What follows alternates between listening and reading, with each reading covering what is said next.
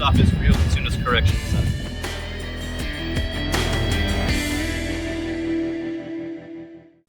Hey, thanks for hitting play on this video. It's Doug from Bonneville, Sacramento, here with another episode of Talk with the Badge. Today, we're at the Rio Cosumnes Correctional Center, and we're hanging out with Sergeant Brandon Gaiman, who is the Reentry Supervisor. Now, I didn't know anything about this Reentry program they have going on out here, but it's such a cool thing for our community. So, sir, thank you so much for letting everybody know about it. Can you kind of tell us what the Reentry program is?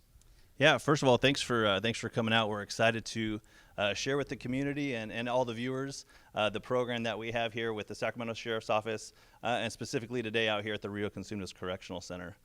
So here we have the Reentry Services Bureau, which is comprised of custody staff as well as contract staff that we have come in and provide educational, vocational, and treatment programs to the offenders. So what is the whole basis of this? What is the goal at the end of it? If somebody goes through this reentry program, one of the programs, what would ideally happen? So we exist, or this program exists, so that way we can help change behavior and ultimately reduce recidivism numbers and help people gain the life skills that they need to not come back to jail or prison. Gotcha. And recidivism, that was a word I needed help pronouncing, and I kind of needed help in understanding like what it meant. So can you tell us, like, kind of in layman terms, recidivism, what that means? Yeah, so recidivism is when somebody gets released from custody after all their court proceedings, and then if they get a new felony or misdemeanor conviction within 3 years of being released, it counts as a recidivism data point. So we track recidivism not only statewide, but for our program as well. Gotcha. And so the rates of recidivism are staggering for people who are released and haven't gone through the program versus people who are released and go through the program. Can you tell us kind of the comparison for people who haven't gone through the program versus people who have? Yeah, so the statewide recidivism average is anywhere from 63 to 75%. Wow. Which means 63 to 75% of the people that are released from custody and go back into the community recidivate and end up coming back into custody. 63 to 75%. Now tell us the stat for people who have gone through the reentry program. The Reentry Program, we have different programs that we offer, and not only the programs, but the case management that comes behind it, where we look to identify areas where a person might recidivate, whether it's criminal activity or drug use. And so we kind of hone in on some of those points and work with them with the case plan and the caseworkers to reduce that recidivism number. And with the success that we've seen through our program, we've actually come down to a average recidivism number of 24 to 30%. Wow, that's phenomenal. Like, so you're seeing this work in real time in our community. Yes, we see success stories every day, right? You know, we're not going to be able to change every single person, right. But if we can cut that recidivism number in half, and with continue the practices that we're doing, we can hopefully bring that number down even further. It's amazing. So again, it's the Reentry Services Bureau, and you guys do treatment programs. So you guys tell us about the treatment programs. They have vocational programs, also educational programs. We're going to check out on location like the vocational programs here in just a minute, but tell us about the treatment programs and the educational programs you guys offer. So the treatment program is probably like what I consider our hub. That's where we're going to tie each offender with a caseworker. So each person who comes through our program gets assigned a caseworker.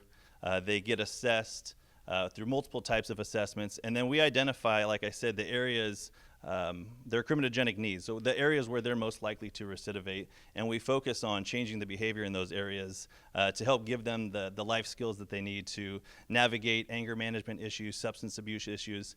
And so after those assessments are done, our treatment team comes together, they identify the classes that they need to take, and then they enroll them in those classes. Wow. Not only do they go through those classes, but then they're able to work one-on-one with that caseworker and further address those issues. You guys must just get, because it takes a whole village to do this, I know, and it's your village, man, but you guys must get a ton of thank you cards from families and wives, and just saying thank you so much for changing the person that I love, and giving them a shot. And I know we were talking a little earlier, sometimes people think, oh, someone's coming out of jail because they did something bad. Oh, they're probably going to do something bad again. But to know that there's a program like this that helps people and reduces the recidivism rate is just phenomenal, Absolutely. We have a team of over 50 dedicated people. Wow. As you said, it does take a village. We have deputies and custody staff. We have professional staff, and we have contract staff. And some of the contract staff that we have, a lot of them are community-based organizations who we partner with. Some people who have priorly or have been involved in the justice system before in their lives have changed, and now we're helping other people change as well. So good. It's such an amazing program. And you guys partner with Elk Grove Unified School District, so you guys do adult education, so people who may not have finished school can come here and complete school, or you get prepared to like come back out, maybe go to college when they're back out? You're correct. So for our educational services, we do contract with Elk Grove Unified School District, and they provide high-set GED, parenting, a lot of the vocational training that we have comes with the education background as well. It's amazing. I mean, it's just amazing because you would never know, like, all this is happening right here in our community. And for people in our community, you know, who are coming back out of jail, maybe they had a mistake and they learned their lesson, and you guys are setting them up to succeed, which is amazing. So you were talking about the partnerships with community-based organizations. I heard that there was one that, like, removes tattoos. Like, maybe somebody made a stupid decision, got a stupid tattoo, and that's holding them back in life. But there's actually somebody you partner with who helps take those mistakes away. Yeah, so we partner with Ink Off Me for our tattoo removal program, and they come in every couple months, and we have a list of people that we sign up, and they're able to come and get their tattoos removed if they're on their face, on their neck, on their hands, in areas that would, you know, possibly prevent them from being hired.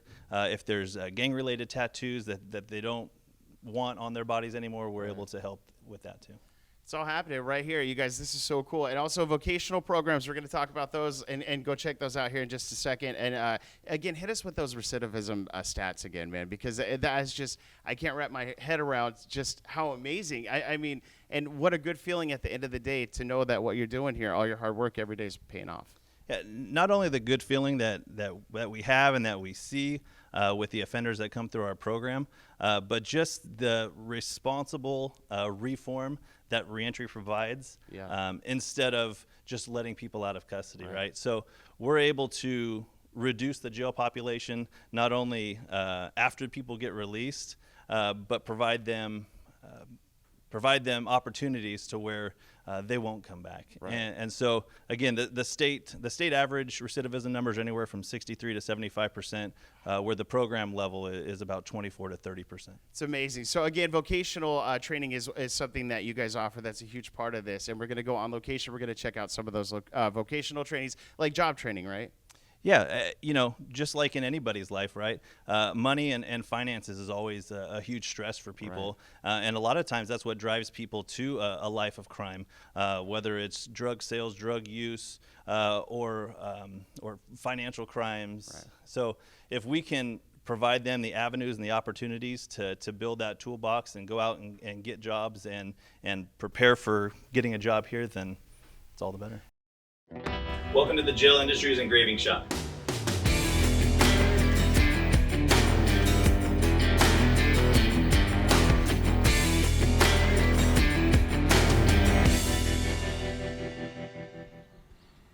Still hanging out with Sergeant Gaiman. All right, so vocational programs are a huge part of this reentry program. Can you tell us kind of what vocational programs are and what you guys offer?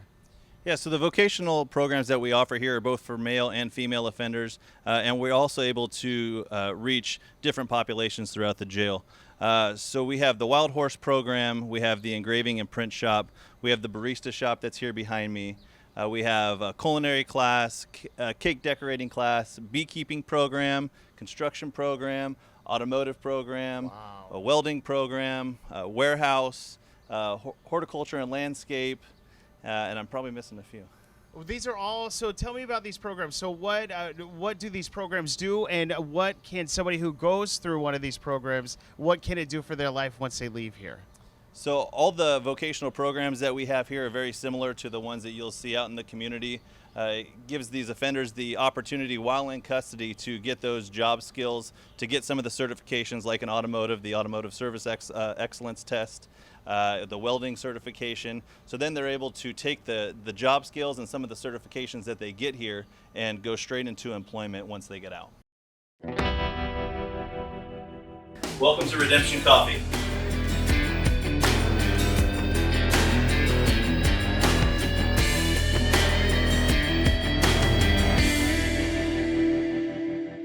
We're in front of the barista station right here, and this is actually where people train to be baristas. They get the skills that they need, right?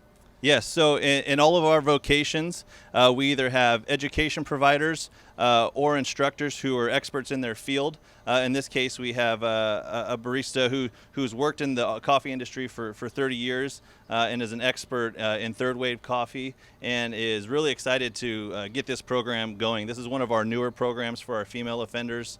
Again, not only in all of these areas do you get the vocational skills for the job, but you also get a lot of the life skills, like waking up for work, showing up to work, being accountable, and then all of the other interaction, customer service skills that come along with a lot of these different areas. It's amazing. Like, you can actually smell the coffee from this barista shop right here. It's very cool. Welcome, Sacramento County. This is the R3C Wild Horse Program.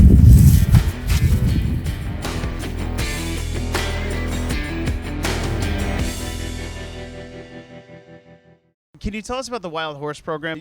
Where do you get these horses? What do these horses teach the people who are working with them? What life skills do people learn from working with these horses? It's an incredible story. Yeah, so the Sacramento County Sheriff's Office partners with the Bureau of Land Management. All of the horses out there belong to the Bureau of Land Management. They are part of the program that focuses on maintaining the herds on the wildlands in the Bureau of Land Management land throughout the country. So once those horses are placed into corrals, we then have the opportunity to bring them into our training program. We contract with a ranch manager who trains horses as a profession and works for us full time and works with the offenders.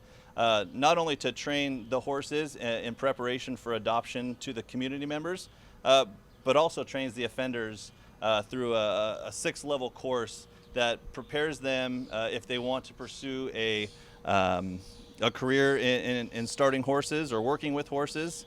And again, just the bond and the life skills that you get from interacting with those horses. And these horses come in. We saw one that just had come in recently. These are wild animals, and they're skittish around humans, like they're not trusting. And we saw a horse that came in at the beginning of the program who, he wasn't having it, and then we saw horses who were at the end of the program that are absolutely tame and, like big old golden retrievers out there that we're petting and everything. Right. Yeah. So again, these horses are straight from the wild. They've never been touched. Very limited human interaction, and our offenders and the program instructor build these relationships with them and gentle them and bring them into the program and get them comfortable with people, get them comfortable with sounds, and then get them under a saddle. And ultimately, we're able to adopt many of these horses out to families who are then able to have these horses be part of their family as well. So cool. So again, tell us the recidivism. Recidivism. Tell us these rates, man, because this reentry program is working, and you're going to see in just a minute. We're going to talk to somebody who has worked for. She's living proof that this program works. Tell us the rates again. Again, the state recidivism average is 63 to 75% of offenders who get released come back into custody. Through our program, and if you visit the Sac Sheriff website, you can actually see an overall recidivism number for our program, but as well as a breakdown for each program. So like the barista shop or the horse program or the engraving shop, you'll be able to see how those numbers kind of fluctuate and the programs that we have the most success with. But our program average is anywhere from 24 to 30% recidivism. It's amazing. It's so amazing. All right, so coming up, we're going to talk to a former inmate who's been through the reentry program. Her name's Alexandria, and that's next. Hey, it's Doug, still hanging out at the Reentry Services Bureau, and we're actually here with a former inmate, Alexandria Jones. Alexandria, how are you? I'm doing fantastic. Thank you so much for being so brave to share your experience with us. So kind of tell us what led you to the Rio Cosumnes Correctional Facility. Well, my drug use started when I was really young, about 15 years old, and I progressively turned into an everyday user, and so that turned into criminal activity as well.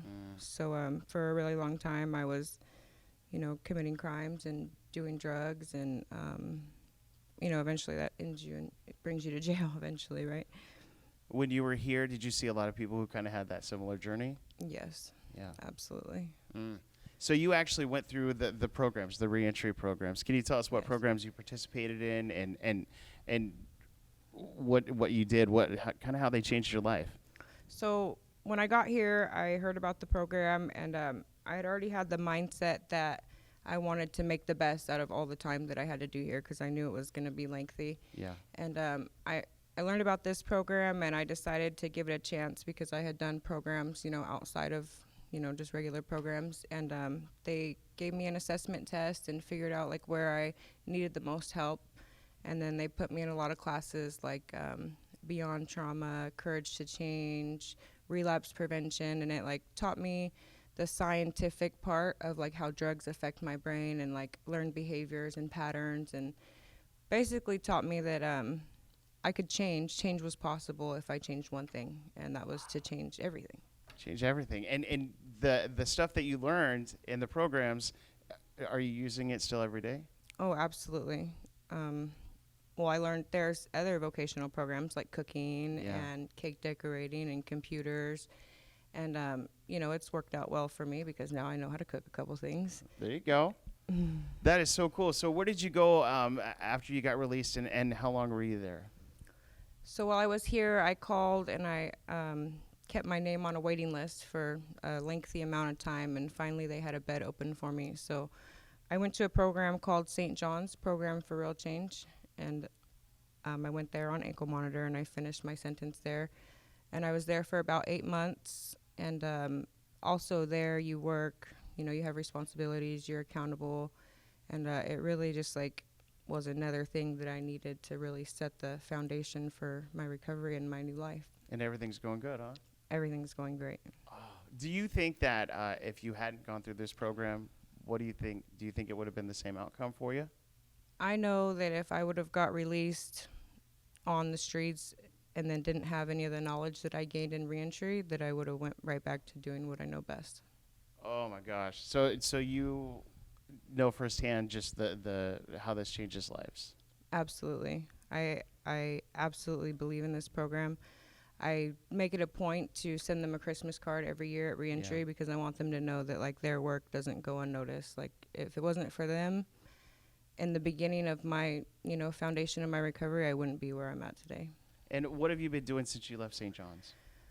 Since I left St. John's, I got a really good job doing traffic control, and I got promoted, and I got promoted again, so now I'm an operator. Wow. And I actually inspect sewer lines and storm drains, which is something I never thought I would do in my life. But, do you enjoy it? Like, is it? I enjoy it. Yeah, the computer skills that I learned while I was here definitely helped a little bit too. Wow. I go to 12-step meetings, and when I left St. John's, I knew that I wasn't going to have the support group that I had while I was there. You wake up and there's women all around you. And I knew that when I left there, I wasn't going to have that. So I just got really into the 12-step program that I participate in, and I built a really strong support group and working and going to meetings and giving back to the community wherever I can, and just, So I know, there's people around you that probably say, "Oh, we're so proud of you. You're doing so well." But at the end of the day, what you think about yourself is what really matters. So how proud of you are you? I'm really proud of myself. Yeah. But I believe I should have been doing this a long time ago. That never should have happened. But it's just my story, and it's what happened. So I try to give back as much as possible. You know. So that's what I wanted to ask. So you're giving back to the offender population, and how do you do that, and how does that help you every day, and help them? Well, there's a program that I was referred to by some deputies of the Reentry Program, and it's called the Exodus Project. And that's where I mentor inmates. So they match us up, and they'll match me up with a mentee, and I'll come out here and I'll visit her, and I'll, talk about her goals when she's released and what she wants to do, and how can we make a plan for that, meet them where they're at. And then I'm also approved to bring meetings here. And I remember sitting there in the meeting, and I remember looking at the people that would come in, and I was just like, that was like where the first seed of hope was planted for me. And like I'd see the same faces come back, and I was like, you know, if they can do it, like I can do it. And it was one of my dreams, one of my goals, is to be able to come back in here, because like if I can do it, anybody can do it. And I just want to be like that hope to somebody that is in the same spot I was in, you know? And I'm sure you are, like, every single day. So, Alexandria, can you tell us again, like, what this reentry program has meant for your life and for your future? It helped me build a really strong foundation while I was here, you know, because you can sit in jail and in custody and not do anything with the time. You know, and did you see just people doing that? Like absolutely. just waiting to get out. Absolutely. And repeat the whole cycle again. Right. Yeah. And I just knew that I had to make the best of the time that I had to do.